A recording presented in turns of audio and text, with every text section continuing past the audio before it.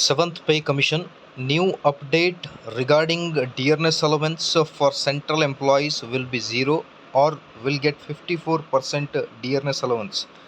ಗಮನಿಸ್ತಿರ್ಬೋದು screen ಮೇಲೆ seventh pay commission ಅದರ ಪ್ರಕಾರ ಈಗ ಸೆಂಟ್ರಲ್ ಗೌರ್ಮೆಂಟ್ ಎಂಪ್ಲಾಯೀಸ್ಗೆ ಡಿ ಎ ಈಗ 50% ತಲುಪಿದ ಮೇಲೆ ಮತ್ತೆ ಝೀರೋಯಿಂದ ಕೌಂಟ್ ಮಾಡ್ತಾರಾ ಅಥವಾ 50ಇಂದ ಮತ್ತೆ 54%ಗೆ ಡಿಯರ್ನೆಸ್ ಅಲವೆನ್ಸನ್ನು ಇನ್ಕ್ರೀಸ್ ಮಾಡ್ತಾರಾ ಅನ್ನೋದ್ರ ಬಗ್ಗೆ ಒಂದು ಲೇಟೆಸ್ಟ್ ಅಪ್ಡೇಟ್ ಬರ್ತಾ ಇದೆ.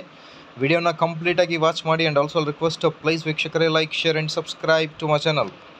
ಗಮನಿಸ್ತಿರ್ಬೋದು ಸ್ಕ್ರೀನ್ ಮೇಲೆ ಸೆಂಟ್ರಲ್ ಗೌರ್ಮೆಂಟ್ ಎಂಪ್ಲಾಯೀಸ್ ನ್ಯೂಸ್ ಅಂತ ಇದೆ.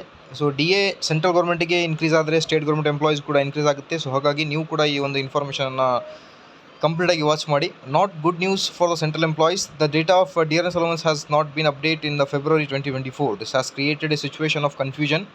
Actually, dearness allowance DA hike has reached 50% in January 2024. After there is a rule to reduce it to zero. That is zero. However, this rule was made at the time of 7th Pay Commission, but it is still too early to say whether it will be implemented because nothing has been said on this set from any official. However, experts believe that it will be reduced to zero. But meanwhile, the data of AICPI index to be released in February has increased tension because this data has not been shared by the Labour Bureau.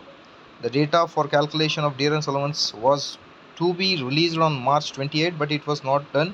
In such situation, two situations are emerging now. First, the Labour Bureau is changing its calculation, hence it was not released. On the other hand, it is also being estimated that the counting of figures will continue in the same manner. So screen ಮೇಲೆ ಗಮನಿಸ್ತಿರ್ಬೋದು seventh pay commission central government ಎಂಪ್ಲಾಯೀಸ್ನ ಪ್ರಕಾರ D A 50% ತಲುಪಿದ ಮೇಲೆ ಈಗ ಜನವರಿಗೆ D A 50% ತಲುಪಿದೆ. ಹಾಗಾಗಿ ಈಗ ಮತ್ತೆ ಝೀರೋಗೆ ರೆಡ್ಯೂಸ್ ಮಾಡ್ತಾರಾ ಅಥವಾ ಇಲ್ಲ ಅನ್ನೋದು ಒಂದು ಇನ್ಫಾರ್ಮೇಷನ್ ಇರುತ್ತೆ. ಬಿಕಾಸ್ ಈಗ AICPI ಡೇಟಾ ಏನಿದೆ ಇಂಡೆಕ್ಸ್ ಡೇಟಾ ಪ್ರಕಾರ ಫೆಬ್ರವರಿಯಲ್ಲಿ ಬರಬೇಕಿತ್ತು ಮಾರ್ಚ್ 28ವರೆಗೆ, ಬಟ್ ಇನ್ನೂ ಕೂಡ ಬಂದಿಲ್ಲ. ಸೊ ಹಾಗಾಗಿ ಈಗ ಎರಡು ಅಲ್ಲಿ ಪಾಸಿಬಿಲಿಟೀಸ್ ಇವೆ ಅಂತ ಹೇಳ್ತಾ ಇದ್ದಾರೆ. ಸೊ ಕ್ಯಾಲ್ಕುಲೇಷನ್ ಪ್ರಕಾರ ಝೀರೋ ಆಗುತ್ತೆ, otherwise it will be A 54% ಅನ್ನೋದು ಒಂದು ಲೇಟೆಸ್ಟ್ ಅಪ್ಡೇಟ್ ಇದೆ. ಇದರ ಎಲ್ಲ ಅಪ್ಡೇಟ್ಗೋಸ್ಕರ ಲೈಕ್ ಶೇರ್ ಆ್ಯಂಡ್ ಸಬ್ಸ್ಕ್ರೈಬ್.